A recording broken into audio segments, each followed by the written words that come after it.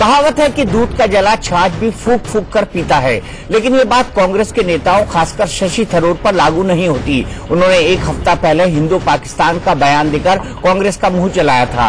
कांग्रेस अभी शशि थरूर के बयान से पूरी तरह पिंड भी नहीं छुड़ा पाई थी और थरूर ने अब नया विवाद खड़ा कर दिया है।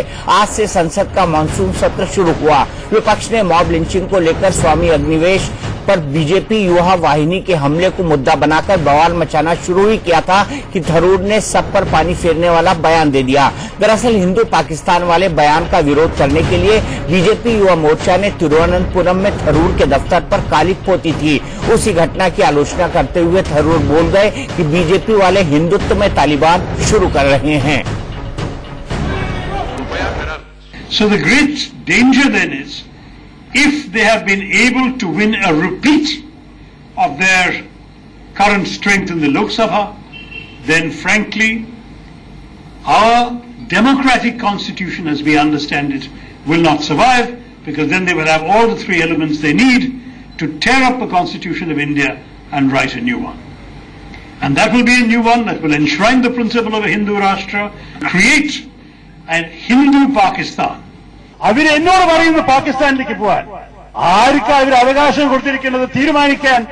ഞാൻ അവരെ പോലെ ഒരു ഹിന്ദുവല്ല, അതുകൊണ്ട് എനിക്ക് ഈ രാജ്യത്ത് താമസിക്കാൻ അവകാശമില്ല. എന്താ ഇപ്പൊ ഹിന്ദുയിസമിൽ ഒരു വരാൻ തുടങ്ങിയോ? ബിജെപിയുടെ സംസാരം, ഹിന്ദു രാഷ്ട്രയുടെ സംസാരം ശരിക്കും ഡേഞ്ചറസ് ആണ്. ഈ രാജ്യത്തെ നശിപ്പിക്കാൻ സാധിക്കുന്ന ഒരു സംസാരമാണ്. പാകിസ്ഥാനിൽ ചെയ്ത മണ്ടത്തരം ലോകം മുഴുവൻ കണ്ടിട്ടുണ്ട്. ആ രാജ്യത്തിന്റെ സ്റ്റാൻഡിംഗ് എന്താണ് ലോകത്തിന് വിചാരിച്ചോളൂ. अब थरूर के बयान पर राजनीति गरमाई हुई है। 2 हफ्ते में बीजेपी को घेरने के लिए थरूर ने हिंदुओं और हिंदुत्व का इस्तेमाल क्यों किया, ये किसी की समझ में नहीं आ रहा। संसद में विपक्ष के हमलों से घिरी बीजेपी को थरूर ने बैठे बिठाए एक मुद्दा थमा दिया और कांग्रेस एक बार फिर बैकफुट पर है, क्योंकि थरूर अपने बयान पर अड़े हुए हैं। ये बहुत बेजिम्मेदारी बयान है। हिंदुस्तान से ये विचार कभी भी नहीं निकले हैं। हम संवेदनशील भी हैं, सहिष्णु भी हैं। वसुधैव कुटुंबकम का हम संदेश दुनिया को देते हैं। ये देश कभी भी तालिबान को आदर्श नहीं मानता है। ये उसका बयान अपने आप में गलत है। उनका इतिहास बहुत कमजोर है। न वे हिंदू धर्म की विविधता की प्रकृति को समझ पाते हैं, न हिंदू धर्म के इतिहास को जान पाते हैं। इसी कारण से वे हिंदू के साथ तालिबान शब्द का प्रयोग करके हिंदू धर्म, हिंदू सभ्यता, हिंदू संस्कृति और हिंदू विरासत, इन चारों का घोर अपमान कर रहे हैं। हमारी रूलिंग पार्टी में ऐसे लोग हैं जो अभी भी कहते हैं कि हमारा देश हिंदू राष्ट्र बनना चाहिए। ये बिल्कुल पाकिस्तानी आइडिया का मिरर इमेज है। जैसे पाकिस्तान को आप शीशे में देखेंगे कि वहां मुसलमानों के लिए देश बनाया, तो इसलिए यहाँ भारत में हिंदुओं के लिए देश बनाएगा। इस किस्म की सोच है जिसके खिलाफ मैं हूं। जो कह रहे हैं कि मुझे पाकिस्तान जाना है, उनको कौन हक दिया तय करने के लिए कि मैं इस देश में रहने के लिए लायक नहीं हूं? क्या वो है हिंदू तालिबान? वो निश्चय कर रहे हैं कि सिर्फ एक किस्म के हिंदू इस देश में रह सकते हैं और बाकी सब हिंदू छोड़ के कहीं और जाए। तो ये है तालिबानी बिहेवियर जो ये लोग कह रहे हैं, और मेरे खिलाफ ये आरोप लगाना मुझे बड़ी मजाक की बात है। तो क्या वाकई हिंदुत्व में तालिबान घुस गया है? क्या वाकई हिंदू पाकिस्तान या हिंदुस्तानी पाकिस्तान जैसे शब्द का कोई मतलब है? इन्हीं बयानों पर बात करने के लिए हमारे साथ जुड़ गए हैं सैयद जफर इस्लाम, जो कि बीजेपी के राष्ट्रीय प्रवक्ता है, आलोक शर्मा जी, जो कि कांग्रेस के राष्ट्रीय प्रवक्ता है, और संजीव उनियाल साहब, जो कि आरएसएस के एक थिंकर हैं। थोड़ी देर में मेरे साथ मुफ्ती मौलाना नदीमुद्दीन भी जुड़ेंगे, जो चेयरमैन है ऑल इंडिया उलेमा काउंसिल के। सबसे पहले आलोक शर्मा जी, मैं आपके पास आऊंगा। आप मुझे बताइए कि कांग्रेस ने यहां पर कुल्हाड़ी पर पैर मार दिया है।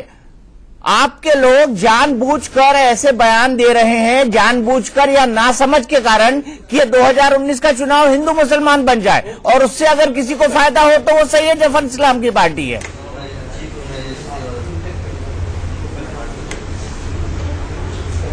देखिए, मैं समझता हूं दीपक जी, बिल्कुल आपकी बात में कहीं ना कहीं दम है कि इस तरह के बयान से कहीं ना कहीं हिंदू मुसलमान पूरे चुनाव को बनने में और कहीं ना कहीं 56 इंच के सीने को किसी अपने आप को पूरी विफलताओं के पीछे छिपाने का मौका मिलता है। लेकिन जो शशि थरूर जी ने कहा है उसके आशय को अगर आप समझें, आप शब्दों पर ना जाएं, आशय को समझें कि किस तरह अरे से लोग शब्दों में ही जाते हैं आलोक शर्मा जी, आशय को कोई नहीं समझता। जनवरी से माफ कीजिएगा, लोग शब्दों में ही जाते हैं और शब्दों का ही मतलब होता है। इसीलिए कहा जाता है कि मुंह से निकले हुए शब्द कभी वापस नहीं जाते। कमान से निकला हुआ तीर और मुंह से निकले हुए शब्द कभी वापस नहीं जाते। देखिए दीपक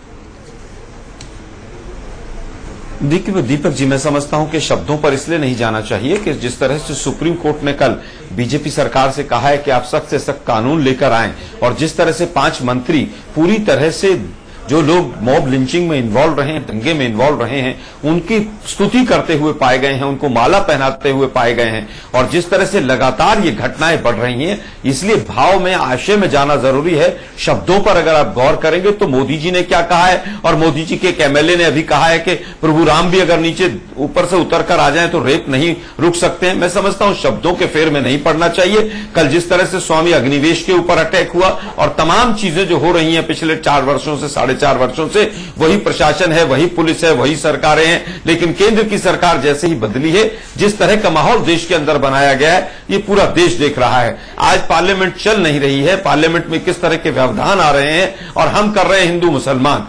रविशंकर प्रसाद जी हिंदू मुसलमान शशि थरूर कर रहे हैं। ये बयान बीजेपी के किसी नेता का नहीं है, शशि थरूर का बयान है। उन्होंने खुद उकसाया है भारतीय जनता पार्टी को। एक विचारधारा के खिलाफ अपनी आवाज उठाई है। नहीं, मैं ये सवाल पूछूंगा कि क्या विरोध का ये तरीका हिंदू भाजपा कट्टरता की विचारधारा, चाहे वो हिंदू धर्म की तरफ से हो, चाहे मुस्लिम, चाहे XYZ किसी भी धर्म से,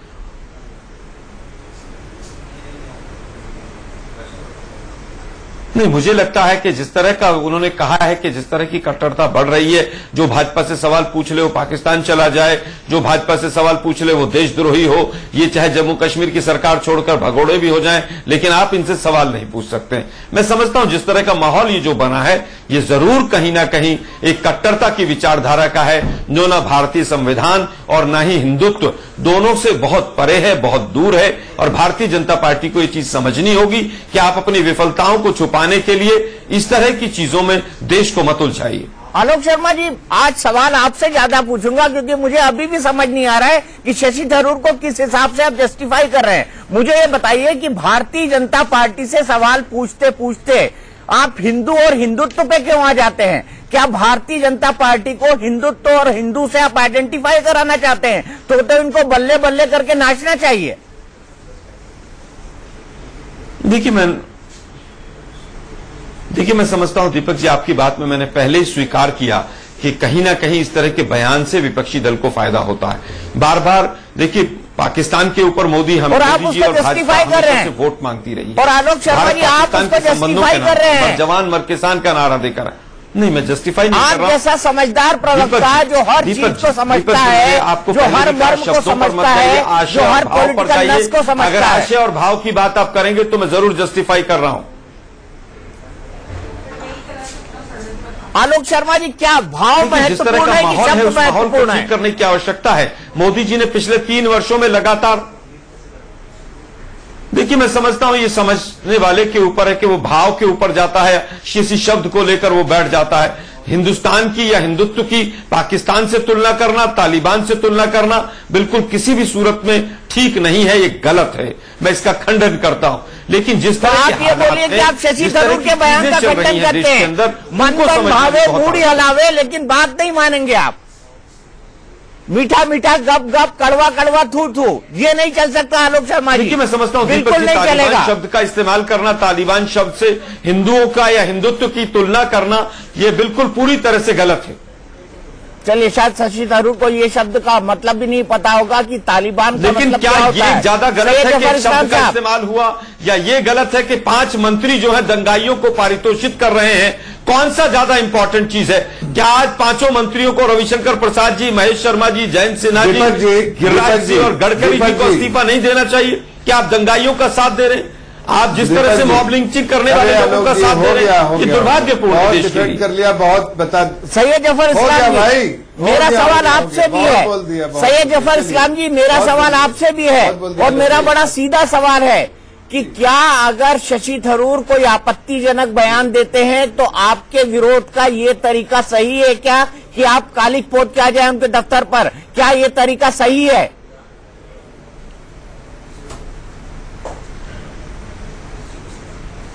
देखिए दीपक जी, इसका इस तरह की कोई भी घटना होती है उसको हम कंडेम करते हैं, इसलिए कि हमारी पार्टी डिसिप्लिन पार्टी है, इस तरह की चीजें नहीं करते हैं। और ये स्टेट स्पॉन्सर्ड है, कंडेम करके वहां की सरकार ने खास कराया है ताकि ये बुरा नाम दे सके। नहीं, ये अरे भाई, मैं तो कंडेम कर रहा हूँ और ये भी बता रहा हूँ नारे लगाए हुए वहां पर। अगर आपसे थोड़ी हिम्मत है तो जाकर उनको क्रिटिसाइज कीजिए। नहीं, आपके क्या कंपल्शन है कि आप क्रिटिसाइज नहीं कर रहे हैं? इनके मंत्री जो है वो दंगाइयों के साथ माला पहन के फोटो खिंचवा रहे हैं। इनके मंत्री जेल में जाकर वहां पर जाकर तो आंसू बहा रहे हैं, लेकिन ये स्टेट स्पॉन्सर्ड है। गजब है भाई, देश को कहां ले जाकर छोड़ोगे भाई? आप इनको उसका आप क्रिटिसाइज नहीं कर रहे हैं आप। अरे आलोक जी, स्टेट वहां स्टेट स्पॉन्सर्ड है, उनके ही लोगों ने किया है, उनको पूरा ब्लेसिंग स्टेट एडमिनिस्ट्रेशन का, लोकल एडमिनिस्ट्रेशन का जिन्होंने किया है। आप उसको क्रिटिसाइज क्यों नहीं करते? लॉ एंड ऑर्डर तो स्टेट का सब्जेक्ट है ना। भाजपा को कम्युनिस्टों ने ब्लेसिंग दे रखा है। कैसी बात कर रहे हैं भाई आप? साथ खड़े रहेंगे। गजब बात कर रहे हैं। नहीं, लॉ एंड ऑर्डर स्टेट का सब्जेक्ट है और मंत्री जेल में जाके मिले वो भी स्टेट का सब्जेक्ट है। मैं समझ सकता हूँ कि आपका मानसिक संतुलन थोड़ा गड़बड़ाया हुआ है। केंद्रीय मंत्री जेल में जाकर दंगाइयों से मिले, माला पहनाए, आंसू बहाए, कसूर बहाए और वो कहे आपके लीडर जिस तरह के स्टेटमेंट दे रहे हैं उससे सिर्फ दो ही चीजें हो रही है। देश का नाम खराब करने की कोशिश कर रहे हैं और देश का जिस तरह से देश के लोगों के जो मन को ठेस पहुंचाने की कोशिश कर रहे हैं, जो इमोशंस को ठेस पहुंचाने की कोशिश कर रहे हैं शशि थरूर, उन्होंने दो बहुत ही आपत्ति। अरे भाई, सुप्रीम कोर्ट जब डायरेक्शन दे रहा है कि इससे घटनाओं को रोकिए, कानून बनाइए, जब देश को ठेस नहीं पहुंच रही कही उससे। अरे सुन लीजिए, ये दोनों चीजें जो है बहुत क्राइम किया और आपके जनता से जांच करने आ गई, से माफी मांगी। नहीं, राहुल गांधी खंडन करने के बजाय उनको कहीं ना कहीं बना रखा है। इससे समझ में आता है कि आपकी मानसिकता किस तरह की। आलोक जी, आपकी मानसिकता है कि देश के लोगों को अपमानित करो, देश की लार्ज पॉपुलेशन को जांच करने आए यहाँ और कहीं ना कहीं साड़ी शॉल सब करके रखा है कि एक समाज को तोड़ के आप फौजी मारे गए, सत्ता की देश की आत्मा को ठेस नहीं पहुंची कर रहे हैं। आप फेल हो रहे हैं, आप फेल होते जा रहे हैं। आपके नीचे से सत्ता के लालच में पीड़ित के चरणों में लोग पड़ रहे, तब समझ नहीं आया। जा रही है, आप जमीन खींचती जा रही है, आपको नहीं इसका एहसास आपको हो रहा है कि नहीं। लेकिन आप आज एक प्रिंसिपल अपोजिशन मोदी जी बिन बुलाए पहुंच गए वहां, केक खाने, बिरयानी खाने, बता दीजिए गिफ्ट कहां से लेके गए थे? नहीं, इस तरह से बहस नहीं हो सकती आलोक शर्मा जी। सैयद जफर इस्लाम जी को बात कहने का मौका दिया जाए। अगर आप बीच में बोलते रहेंगे तो किसी की बात किसी को समझ नहीं आएगी। 1 मिनट में टाइम आउट ले रहा हूँ आलोक शर्मा जी, किसी की बात किसी को समझ नहीं आएगी। इसलिए बेहतर ये होगा सैयद जफर इस्लाम बिना रोक टोक अपनी बात कह पाए। जफर इस्लाम जी आप कहिए, अब मैं रोक टोक बर्दाश्त नहीं करूंगा क्योंकि डिबेट का मायना ही खत्म हो जाता है। देखिए दीपक जी, मैं बहुत संक्षेप में 2 बातें कहूंगा। जिस तरह से उन्होंने देश की जनता को अपमानित किया, देश को अपमानित किया, उन्होंने बराबरी में जाके खड़ा किया हिंदुस्तान को, पाकिस्तान को। पूरी दुनिया, ग्लोबल कम्युनिटी जानती है कि पाकिस्तान एक नोटोरियस कंट्री है, एक पाकिस्तान एक टेररिज्म को बढ़ावा। उन्होंने क्या किया?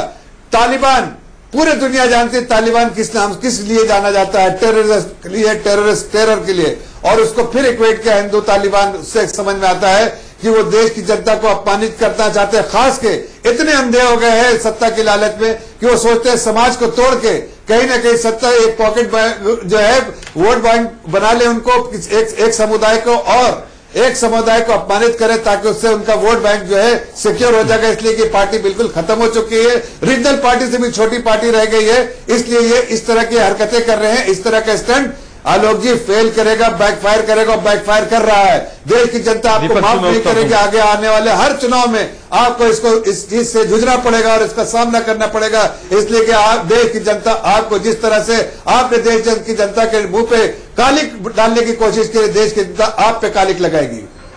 आप पर कालिक लगाएगी। आलोक शर्मा जी, ये भी बड़े कठोर शब्द हैं आपके लिए, और मैं इसमें एक सप्लीमेंट्री और जोड़ना चाहूंगा। मेरा सप्लीमेंट्री इस डिस्कशन के साथ ये है कि क्या शशि थरूर और आप लोग 2019 के चुनाव को हिंदू बनाम मुसलमान बनाना चाहते हैं क्या?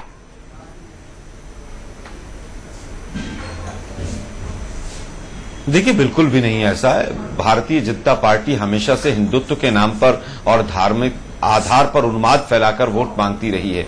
मुजफ्फरनगर रहा हो, शमशान कब्रिस्तान रहा हो, रामजादे और दूसरा शब्द रहा हो, कुत्ते का पिल्ला रहा हो, तमाम शब्दावली का जो इस्तेमाल किया गया है वो भाजपा की तरफ से किया भूल गए क्या? हमारी तरफ से नहीं किया गया है। मैं फिर कह रहा हूं, मैं आशय की भाव की बात कर रहा हूं जो उन्होंने बात कही है। बात भूल गए क्या? दुखद ये है कि इनको लग रहा है कि बहुत कालक पोखेगा। अरे भाई, जिस समय पर वहां पर आईएसआई जांच करने आई थी पठानकोट में, जबकि पूरे देश के ऊपर आप लोगों ने कालक नहीं पूछवा दी क्या? आप बताइए कि आईएसआई हमारे देश में आर्मी बेस का, एयरफोर्स बेस का, स्टेशन का जांच करने आए और मोदी जी बिना बुलाए पाकिस्तान आज एक शब्द आज देखिए आपत्ति हो रही, दुनिया की नजरों में गिर गया। आप तो उसको चढ़ाने के चक्कर में तो हमने तो गिरा दिया उसको दुनिया की नजरों में। इसका आपको अफसोस है? लोगों को नहीं लगा?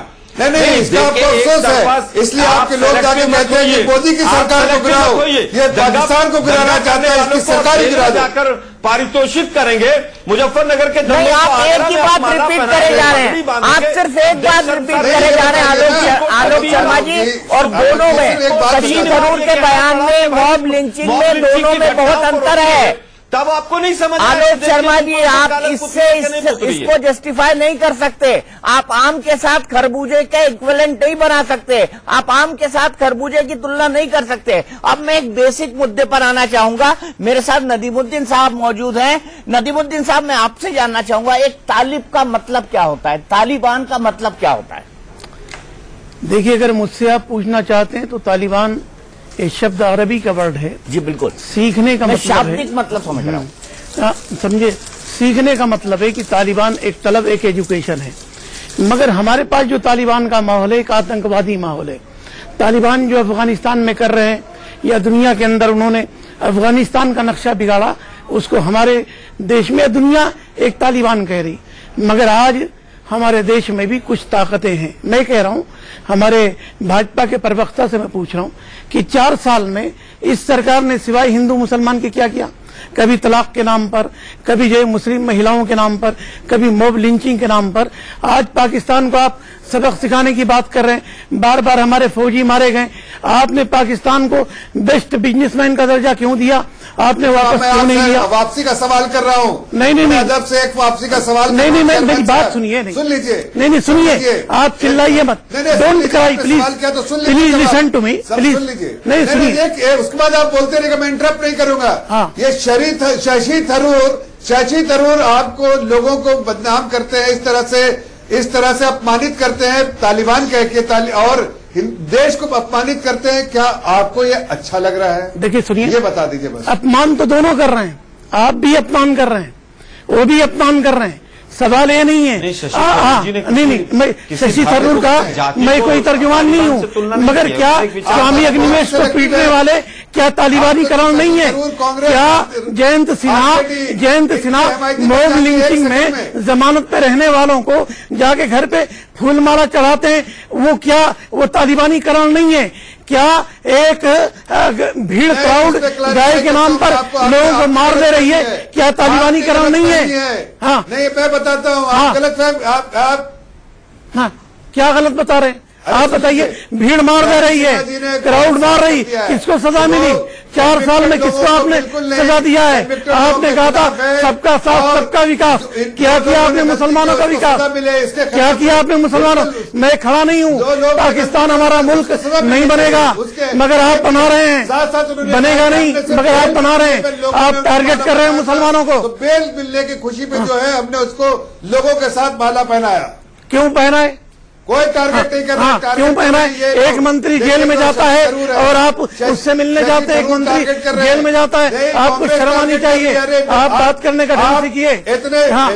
आप जमानत में रहने वाले इतने मासूमियत के साथ इस तरह की बात मत बोलिए जनाब। आप अच्छे से बेहतर जानते हैं कि सैयद जफर इस्लाम साहब, मैं उस मूल मुद्दे पर आना चाहूंगा। मैं उस सवाल का जवाब लेना चाहूंगा कि जो आरोप लग रहा है कि जयंत सिन्हा और बाकी मंत्री जिन लोगों ने मॉब लिंचिंग की उनके घर पे माला चढ़ाने को गए, मैं आपसे पूछूंगा ये लोग माला चढ़ाने को क्यों गए? ब्रेक के बाद।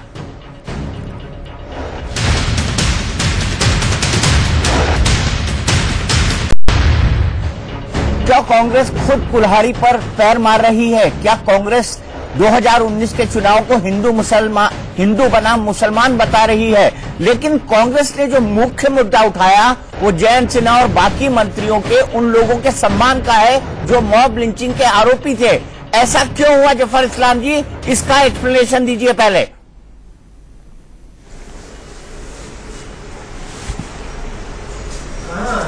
दीपक जी, देखिए कभी कभी ऐसा होता है कि जो फोटो में दिखता है वो हकीकत नहीं होता है। ये तो आप भी जानते हैं कि कई बार जो चीज दिखता है वो सही नहीं होता है। यही चीज है। आप देखिए जयंत सिन्हा जी के बारे में बात की आपने। जयंत सिन्हा जी ने बहुत जो माला पहनाया वो उन लोगों को माला पहनाया जो लोग दो चीजें बता रहा हूं, ध्यान से सुनिएगा।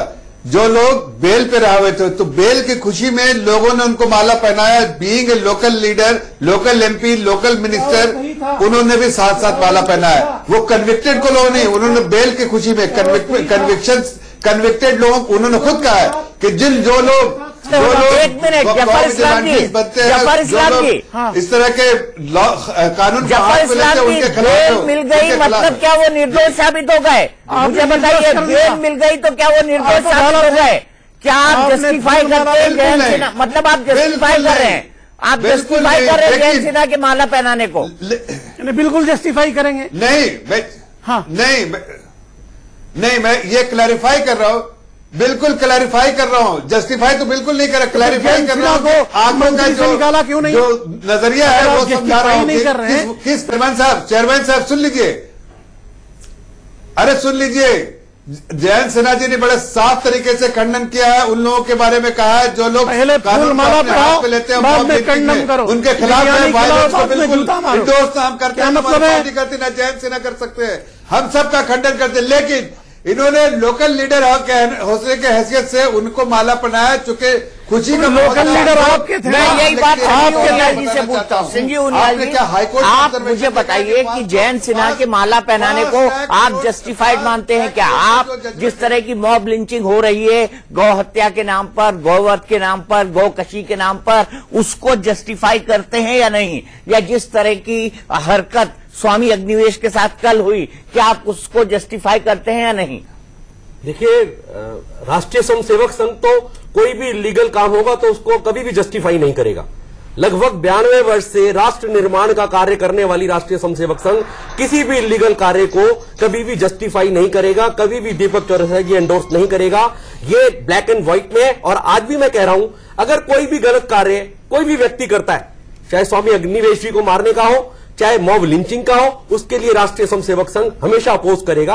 ये मैं खुले शब्दों में आपके माध्यम से, आपके चैनल के माध्यम से आपके व्यूअर्स को बताना चाहता हूं। चलिए, आपने अपनी स्थिति बड़ी क्लियर की। नवाब नदीमुद्दीन साहब, उनियाल साहब ने अपनी स्थिति क्लियर कर दी। अब बताइए कि इस स्थिति पर आपका क्या स्टैंड है? क्योंकि आपके निशाने पर सबसे ज्यादा अगर कोई संस्था रहती है तो वो आरएसएस रहती है। देखिए, निंदा करने से मसाइल का हल नहीं है। सरकार किसकी है? आज आरएसएस की सरकार है, आज भाजपा की सरकार है। लोग भय में क्यों हैं? एक लोकतंत्र भीड़ तंत्र में क्यों बदल गया? की सरकार थोड़ा सा आप समझिए। नहीं सुनिए, नहीं ठीक है, नहीं ठीक है। मोदी जी आरएसएस से आए हैं, राजनाथ सिंह जी आरएसएस से आए, बिल्कुल अलग। ठीक है, मैं आपकी बात मानता हूं। मैं ये कह रहा हूं कि 4 साल से किसी एक लिंचिंग करने वाले को सजा हुई है क्या? मैं, हमारे जफर भाई बहुत अच्छे आदमी है, संजीदा आदमी है। मैं प्यार से हमारे जफर भाई को बोल रहा हूं कि एक लोकतंत्र भीड़ तंत्र में बदल गया। क्यों आज अदालत को आपको आईना दिखाना पड़ा? क्यों सुप्रीम कोर्ट को दिशा निर्देश देना पड़ा? जहां सरकारें फेल होती हैं, लॉ एंड ऑर्डर फेल हो जाता है, तो सरकारें फेल हो जाती हैं तो सुप्रीम कोर्ट को मुदाखलत करना पड़ता है। आज सुप्रीम कोर्ट ने कहा, गाइडलाइंस दिया है कि आप एक सख्त कानून बनाइए। आप मोदी जी 3 मरतबा बोले, देश के मुखिया कहते हैं कि लिंचिंग करने वाला बर्दाश्त नहीं होगा। मैं कहता हूं कि मूसे को जाकर के इजराइल में हमारे प्रधानमंत्री गले लगाते हैं कि वो यतीम बच्चा है। क्यों पहलू खां के परिवार को गले क्यों नहीं लगाया? क्यों झारखंड के वो मुस्लिम परिवार को गले क्यों नहीं लगाया? देखिए मोदी जी 1 मिनट में नोट बंद करवा सकते हैं। अगर मोदी जी जिस दिन टाइट हो गए हमारे देश के प्रधानमंत्री, कोई लिंचिंग नहीं होगा। मगर भाजपा का क्या है, बागबां भी खुश रहे, राजी रहे सयाद भी, चोर को चोरी करो और पहरेदार को जागते रहो। कांग्रेस डरा रही और आप वही हरकत कर रहे। कांग्रेस और बीजेपी का दोनों का नूरा कुश्ती चल रहा है मुसलमानों के नाम पे। मैं खुदा के लिए कहता हूं, आप लोग मुसलमानों को छोड़ दीजिए, आप लोग लड़िए, कुछ भी करिए। 4 साल से आपने क्या किया विकास मुसलमानों का? माइनॉरिटी पूरा बजट आप खर्च नहीं कर सके, आज भी स्कॉलरशिप आप मुसलमानों को पूरा नहीं दे सके। आपने क्या किया बताइए? स्किल इंडिया आपका फेल हो गया। आपने जहां जहां आपने स्किल इंडिया डाला, मुसलमानों को ट्रेनिंग के कैंप डाले, आप बताइए कोई एक सक्सेस हुआ है क्या? देखिए आप कुछ करेंगे नहीं। आप तलाक का मसला लाए, हलाला का मसला लाए, रोज एक नया मसला मुसलमानों पे थोप रहे। मुसलमानों में 1% महिलाएं पीड़ित हैं, बहुसंख्यक की लाखों महिलाएं पीड़ित है। कभी आपको चिंता नहीं हुआ? आप भी हिंदू बना मुसलमान बता रहे हैं, आप भी मदद ही कर रहे हैं। आप भी बीजेपी और आरएसएस की मदद ही कर रहे हैं हिंदू बना मुसलमान बना नहीं कर रहे हैं। इस डिबेट को आप हिंदू बना मुसलमान बना रहे हैं। आरएसएस शब्द मैं नहीं कर रहा हूँ, अपनी दर्ज करता हूँ। नहीं, मैं कह रहा हूँ कि पीड़ित महिलाएं जो तलाक से मुतासिर थी उनके लिए आपने माली इमदाद किया, तो गलत किया, पैकेज दिया, कुछ गलत किया क्या? 3 तलाक के लिए सरकार ने जो किया है, सरकार ने सुप्रीम कोर्ट के अंदर जो स्टैंड रखा है, क्या आप उसको कंडेम करते हैं? क्या आप ये कहते हैं कि वो स्टैंड गलत है? आप दो टूक शब्दों में कहिए। देखिए तो इस्लाम का स्टैंड था। 3 तलाक कब कहा इस्लाम ने कि एक साथ दो?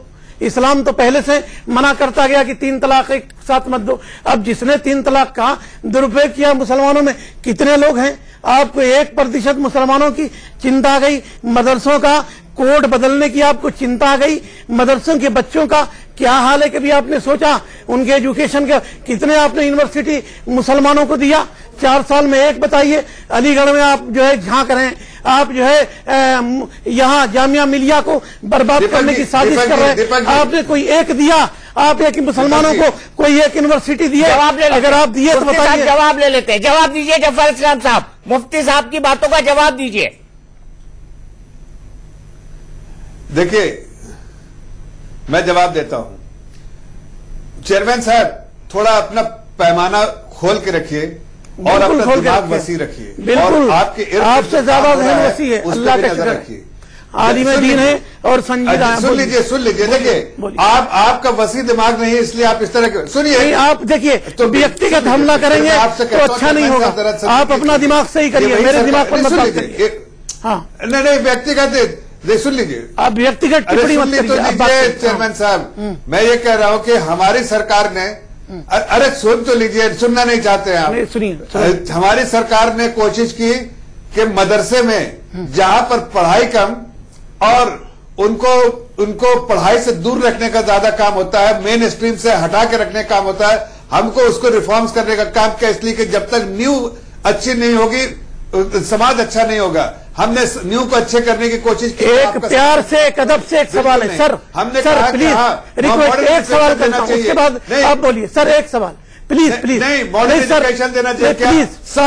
सारे मदरसे के लोग एक हमारे खिलाफ खड़े हो गए। अरे आप अगर आप उस पर कहते हैं हाँ ये सरकार हमारे कम्युनिटी के यूथ के लिए अच्छा कर रहे हैं, हमारे आगे आने वाली पीढ़ी के लिए अच्छा कर रहे हैं। एक सवाल है उसके बाद आप जवाब अच्छा करें। कोई मुस्लिम लीडर ने ऐसा कहा नहीं कहा, आपने हमको क्रिटिसाइज किया इसलिए कि आप नहीं चाहते आप जैसे लोग जो मुस्लिम समाज के हिमायती बन जाते हैं, सिर्फ सेल्फ अपॉइंटेड हिमायती, आपको कोई तमगा नहीं मिला है। आप कहीं आपको जागिरी करने का तमगा मिला है ना? अपने आपको कोई मुसलमानों को बदनाम करके कुर्सी लेने का तमगा मिला है। नजीमुद्दीन साहब मैं इस विषय से अलग हट रहा हूँ, मैं इस विषय से अलग हट रहा हूँ क्योंकि विषय ही हमारा दूसरा था। हम भटक गए हैं। हम एनडीए सरकार की खूबियों पर या उसकी नाकामियों पर बात नहीं कर रहे हैं। मैं संजीव उनियाल जी आपके पास आऊंगा। मुझे ये बताइए कि हिंदुत्व के शब्द के साथ तालिबान को जोड़ना क्या इसको किसी भी ढंग से वाजिब ठहराया जा सकता है?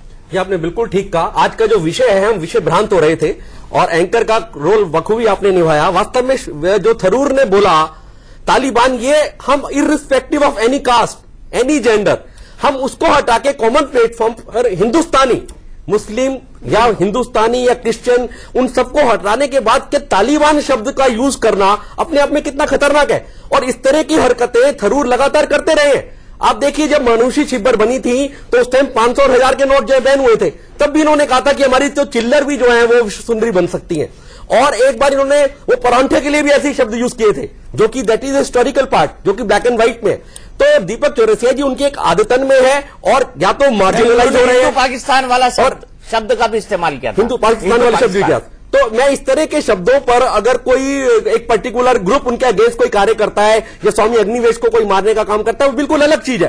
पर आप अगर उस पूरे परिप्रेक्ष्य में से इस तरह की बातें करते हैं, अपना मानसिक संतुलन खो देते हैं और कहते हैं कि हिंदुस्तान तालिबान हो गया, हिंदुस्तान पाकिस्तान हो गया है, तो इस तरह की शब्दों को कोई भी एक्सेप्ट नहीं करेगा। और वो आने वाले टाइम में आपको, आलोक शर्मा जी को तो कंडेम करना चाहिए, ये खुल के करना चाहिए। आप पंचों की बात सरमाते पर पचनाला नहीं रहेगा कि आपने जो कहा वो ठीक है, गलत कहा उन्होंने, पर वास्तव में ठीक कहा। आप अपना स्टैंड तो लीजिए, आप क्या कहना चाहते हैं। और एक बात आपने जो कही, मैं एक सिर्फ क्लियर करना चाहता हूं कि विद्या भारती जो राष्ट्रीय स्वयंसेवक संघ का एक इंस्टीट्यूट है, असम में सीबीएसई के 12th क्लास के मुस्लिम बच्चे ने ऑल इंडिया में टॉप किया, और वो असम से थे, वो विद्या भारती के एक आरएसएस के विद्यालय में पढ़ता था वो बच्चा।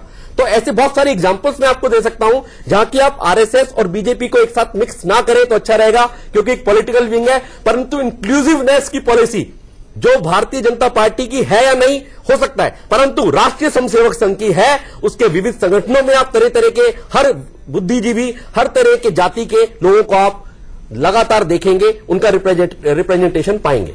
आलोक शर्मा जी, सबसे पहले पी चिदम्बरम भगवा आतंकवाद, दिग्विजय सिंह भगवा आतंकवाद, सुशील कुमार शिंदे बीजेपी हिंदू आतंकवाद को बढ़ावा दे रहा है, गुलाम नबी आजाद मुसलमानों को कांग्रेस को वोट देना चाहिए, सैफुद्दीन सोज भारत सरकार ने एक के बाद एक गलतियों से कश्मीर के लोगों का दिमाग अशांत कर दिया है, और शशि थरूर हिंदू पाकिस्तान।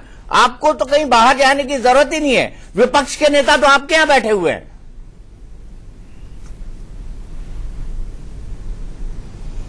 देखिए, 2-3 विषय आपने दीपक जी लिए, जैसे जिस तरह से कहा कि केंद्र सरकार की गलतियों की वजह से अगर कश्मीर के लोगों का दिमाग अशांत नहीं हुआ था, तो आज बीजेपी के राम माधव जी ने क्यों कहा कि आतंकवाद और रेडिकलाइजेशन बढ़ गया, इसलिए हम सरकार छोड़कर भाग रहे हैं। 10,000 पत्थरबाजों को आप छोड़े और आपसे सवाल भी ना पूछा जाए।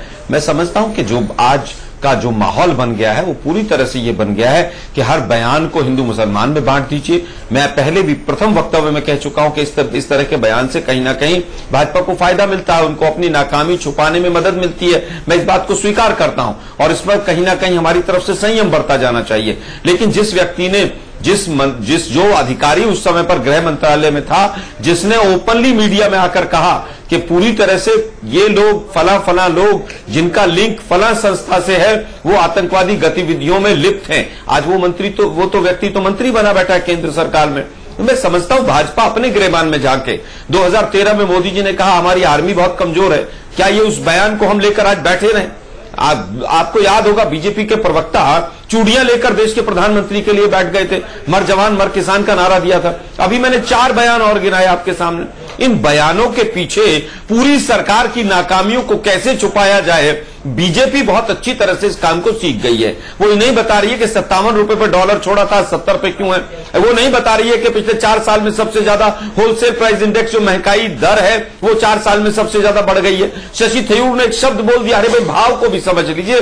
सुप्रीम कोर्ट जिस बात को कह रहा है कम से कम उसको तो मान लीजिए आप कि सुप्रीम कोर्ट कह रहा है कि आप सख्त से सख्त कानून लाइए, तो केंद्र सरकार को फटकार लगा रहा है। लेकिन यहां हम मदरसों में भटक रहे हैं, हिंदू मुसलमान में भटक रहे हैं, शमशान कब्रिस्तान में भटक रहे हैं। दिवाली पर लाइट कम आती है और ईद पर ज्यादा आती है। देश के प्रधानमंत्री इस तरह के बयान दे रहे हैं। मुझे लगता है कि केरल की जब तुलना सोमालिया से की गई थी, अगर आज शशि थरूर जी कह रहे हैं, जबकि मैं उनका समर्थन नहीं करता हूं तालिबान शब्द का, लेकिन क्या मोदी जी को शोभा देता है कि केरल का चुनाव आ जाए तो केरल की तुलना सोमालिया से करने लग जाए? देश के प्रधानमंत्री कभी उल्टे हाथ की ताली कभी सीधे हाथ की ताली बजाकर पूरे देश को हिंदुस्तान और जवाब ले लेते हैं जफर इस्लाम साहब 30 सेकंड। आलोक शर्मा जी आपने वाजिब सवाल उठाए हैं, जफर इस्लाम जी 30 सेकंड जवाब।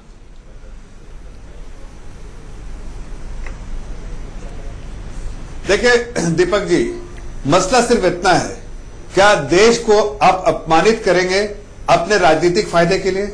शशि थरूर ने देश को अपमान किया है, देश के लोगों को अपमानित जब आईएएस जांच करने आई थी तब देश का अपमान नहीं हुआ था। अंधा बना मोदी जी वहां बिना बुलाए लड्डू खाने अपमान नहीं हुआ था। आलोक जी आज अपमान हो गया। आज सुप्रीम कोर्ट करना चाहिए, आज क्रिटिसाइज करना चाहिए, लेकिन उनको क्रिटिसाइज करने के बजाय उनके हिमायती बन के बैठे हैं। तो इनका वही होगा जो 4 सालों में हो रहा है। लोगों को करते हैं आप लोग भाई अपने गिरबान में जाके 52 साल तक तिरंगा फहराया नहीं आरएसएस के लोगों को यहाँ पर देश की चिंता हो गई, प्रवचन दे रहे हैं। आगे आने वाले दिनों में देखिए कि जिस तरह से भ्रमित करके लोगों को छोड़िए भाई, भटकाने की कोशिश करते हैं, अंग्रेजों के साथ मिलकर स्वतंत्रता सेनानियों के बीच में छुरा घोंपा और यहाँ बैठ के प्रवचन दे रहे हैं। मुझे लगता है कि आप देखिए आज आप कहीं भी एक कोई चुनाव आता है, गुजरात का चुनाव आया और होंगड़िया मुसलमान बहुत इंपॉर्टेंट हो गए, उसके बाद कोई चर्चा नहीं पूरे मीडिया में। कैराना का चुनाव आया तो जिन्ना साहब कब्र से निकल आए, उसके बाद वो कब्र में वापस चले गए।